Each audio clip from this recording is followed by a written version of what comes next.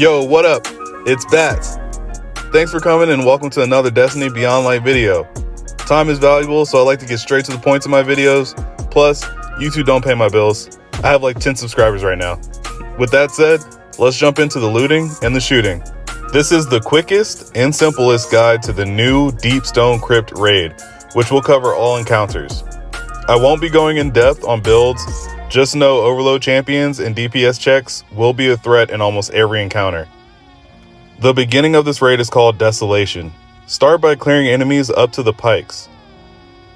If your team gets all 6 pikes through the next bit, you get a Triumph and the Raid Sparrow.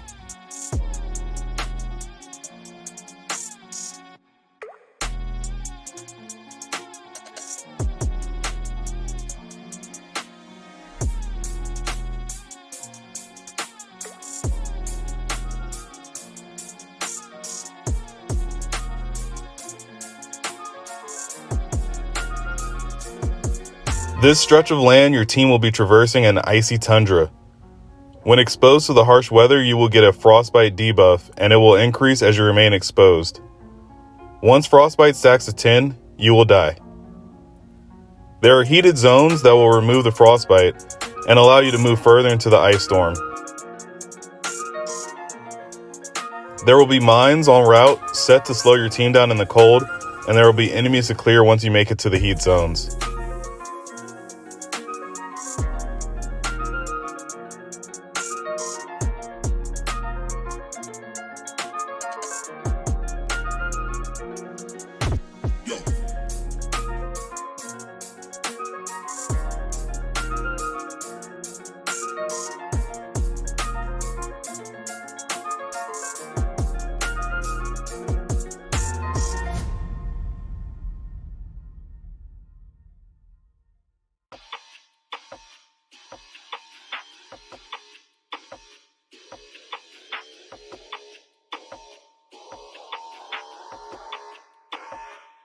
At your final heat zone, there will be Brig and ads. Clear these enemies and proceed through the door. There is a hidden chest here before the door, almost directly above the entrance.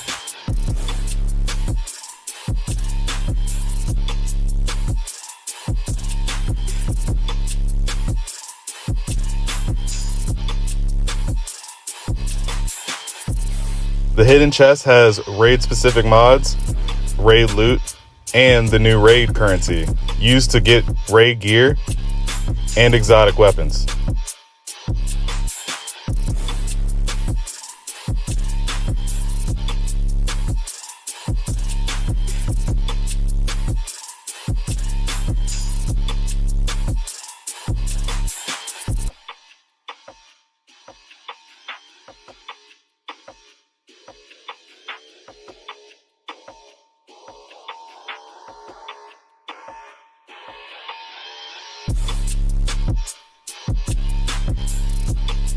Now it's time for the Crypt security encounter.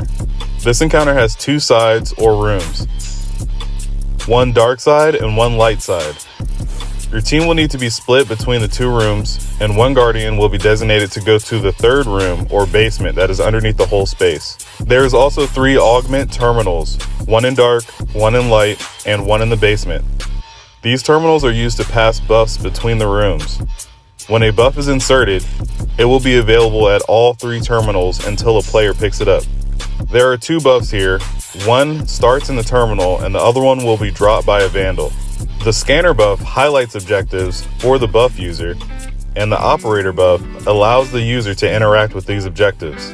The basic mechanic is a player with scanner buff in light and dark tells the player in the basement with operator what 4 panels to shoot. The floor has glass sections for the scanners to look down and see which panels are glowing yellow. If wrong panels are hit or not done fast enough, the basement operator will be cooked.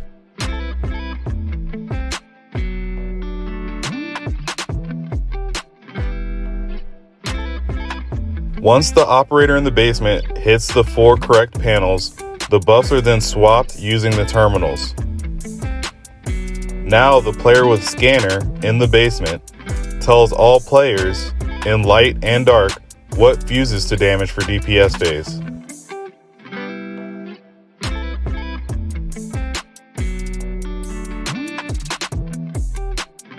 There are 6 total fuses to destroy in the center of the room.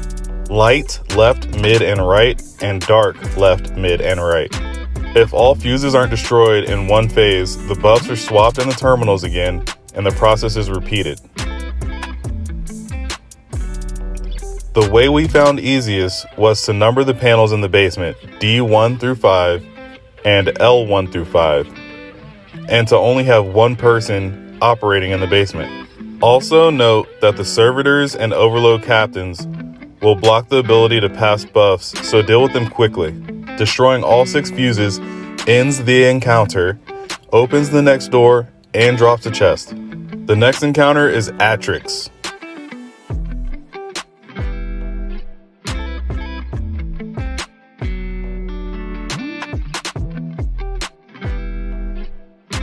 This space has an upper and lower room.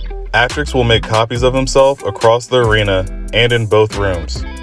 Split your team and send 3 to the upper room using the pods.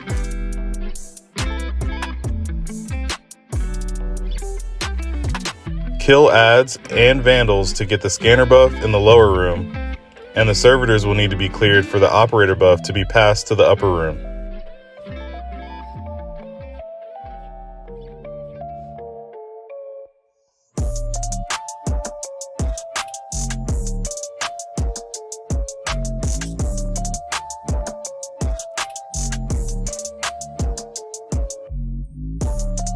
Once the buffs are dropped, Atrix copies will do a wipe animation. At this time, the scanner in the lower room will be able to see one of the copies glowing yellow. All lower players need to DPS the glowing copy. You can arrange callouts or just have everyone follow the scanner to the copy they see glowing. After taking down the copy, pass the scanner buff up, and the upper team will do the same tactic.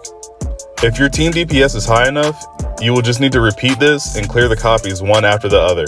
The operator buff allows the buff user to shoot the replicant debuff off of other players. It also allows the buff user to send the pods back down by shooting the panels next to the pods. So if you notice you have the replicant debuff and it's counting down to wipe you, you will need to take a pod up to the operator and get them to shoot the debuff off. After all the copies are taken down, the encounter is over.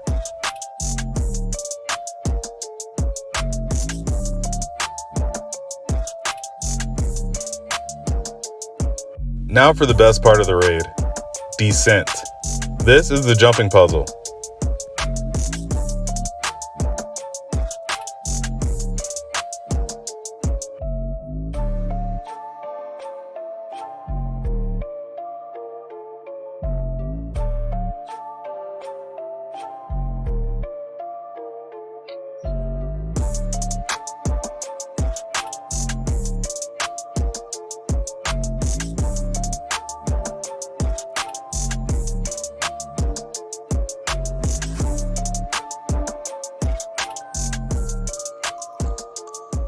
The ads can get annoying, so I recommend clearing them out if you can. There is a hidden chest here, but if you take this route, it's not really hidden.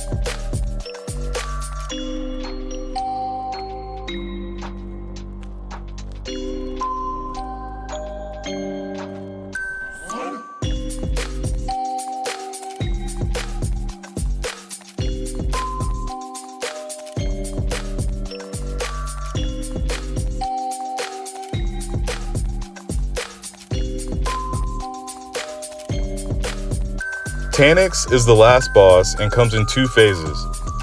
In my opinion, the first part is harder than the second. 3 buffs are used here, and buffs may become deactivated, meaning you will need to deposit them and switch with a teammate. Needless to say, it's best if everyone knows how to do each position. Scanner buff will be able to see which of the 4 buckets needs to have nukes.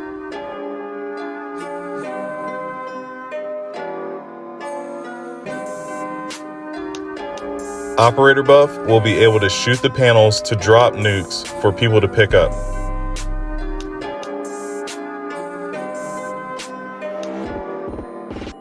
Suppressor buff will need to stun Taniks by shooting him from underneath these floating drones.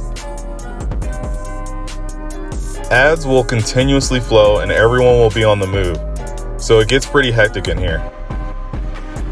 There's no DPS phase, so stasis for crowd control is recommended. The goal here is to get enough nukes to take down the ship. When carrying the nukes, you will get a radiation debuff. If it gets to 10, you will die. Another player can take the nuke from you if needed. Once everyone picks up their buffs, scanners will call out the glowing buckets. Operators will hit the panels to drop the nukes. Suppressor then stuns Taniks from underneath the drones.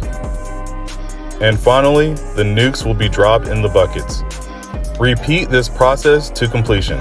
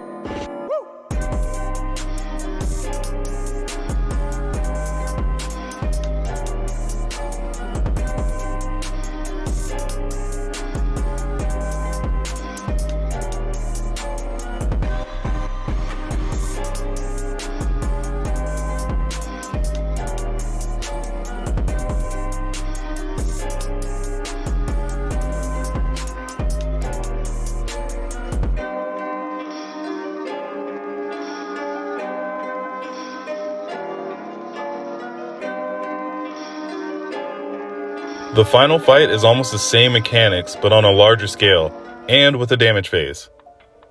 There are now 6 buckets. Number these for callouts. Kill ads and pick up your buffs.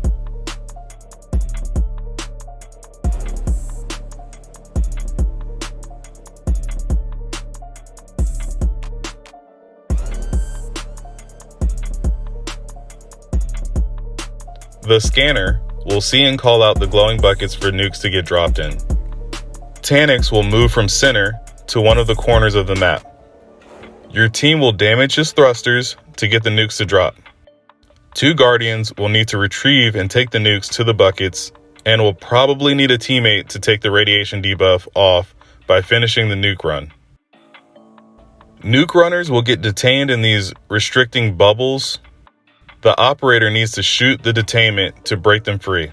Meanwhile, the suppressor will need to shoot Taniks from 3 drones that surround him.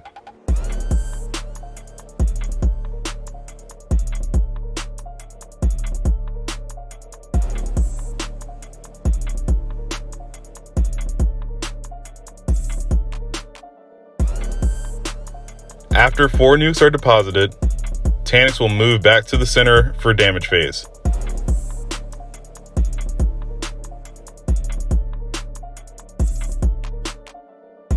Avoid his outer ring of debris, and don't get too close to his inner ring. Well of Radiance, Divinity, and Slug Shotguns seem to be the way to go. When repeating, make sure to swap any buffs that become deactivated.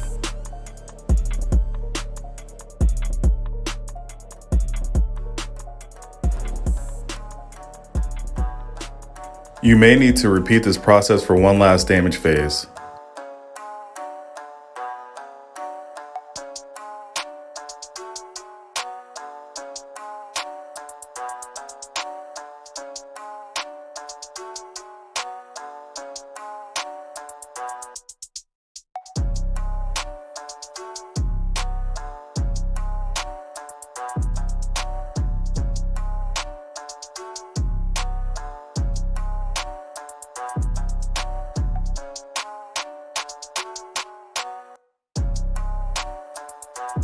When his health is low enough, he will teleport around the arena for a DPS check.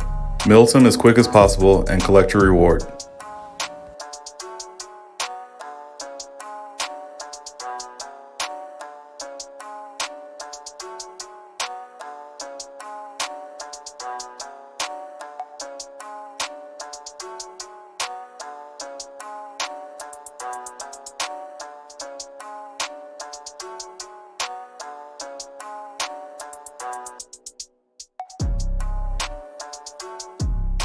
Your time is so valuable, so I want to say thanks if you made it this far in the video. As always, leave a like if you see fit, subscribe if you want to see more, and comment if you got something to say.